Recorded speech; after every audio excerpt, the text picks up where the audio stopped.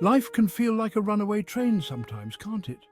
We're all racing to keep up, juggling responsibilities, anxieties and dreams. It's okay to admit it. We all feel overwhelmed sometimes. Whether you're facing a mountain of bills or the weight of a life-changing decision, that overwhelmed feeling is universal. And for Christians, that feeling can bring an extra layer of complexity. We might ask ourselves, shouldn't my faith make me immune to these feelings? Am I not praying enough? Trusting enough? The answer, my friends, is a resounding no. Your faith doesn't make you superhuman, it makes you human, capable of experiencing the full spectrum of human emotions. Christians often carry the expectation of constant joy, of unwavering faith in the face of adversity. But the reality is, life throws curveballs, and sometimes those curveballs knock us flat. We might question God's plan, wonder why prayers seem unanswered, or feel like our faith is faltering under pressure. This internal struggle can be isolating. We might hesitate to share our struggles, fearing judgment or appearing weak in our faith. But remember, even Jesus in his human experience felt the crushing weight of the world's burdens. He wept, he felt anguish, he understands our human frailty. One verse that brings comfort during times of overwhelm is Romans 8:28. And we know that in all things God works for the good of those who love him, who have been called according to his purpose. This verse isn't a magic formula to erase hardship or guarantee a life free from trials.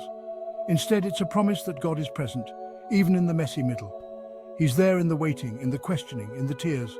He sees our struggles, hears our cries, and is working to bring beauty from ashes.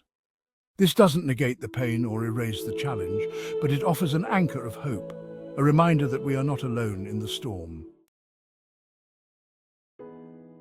Section 4. Weathering the storm, stories of faith and resilience. I remember a time when I felt completely swamped. Pastoral duties were piling up, family matters weighed heavily, and I felt like I was barely keeping my head above water. It was during that season that I rediscovered the power of simple prayers whispered throughout the day. Help Me, Lord became my lifeline, a constant reminder that I wasn't facing these challenges on my own. Countless stories in the Bible remind us that even the most faithful faced moments of doubt and despair. David, a man after God's own heart, poured out his fears and anxieties in the Psalms. Job questioned God amidst unimaginable suffering. Their vulnerability reminds us that it's okay to not have all the answers, to wrestle with doubt, and even to cry out in frustration. Section 5. Navigating overwhelm. Practical tools for the soul. So how do we navigate those overwhelming seasons while holding on to our faith? Firstly, talk to God honestly. Pour out your heart to him, your fears, your frustrations, your doubts. He can handle it. Secondly, seek support from your faith community. Share your burdens with trusted friends or mentors who can offer prayer, encouragement, and a listening ear. Remember that self-care isn't selfish, it's essential. Take time for rest, for things that bring you joy, for activities that nourish your mind, body and spirit. And finally, focus on what you can control. Break down overwhelming tasks into smaller, manageable steps.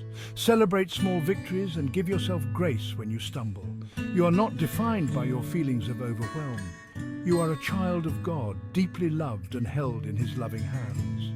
Embrace the truth that it's okay to not be okay, to feel the weight of life's challenges, and to seek his comfort and guidance through it all. Your faith journey, like life itself, is a tapestry woven with both joy and sorrow, triumph and struggle. Embrace the full spectrum, knowing that even in the midst of overwhelm, God is with you, working for your good and his glory.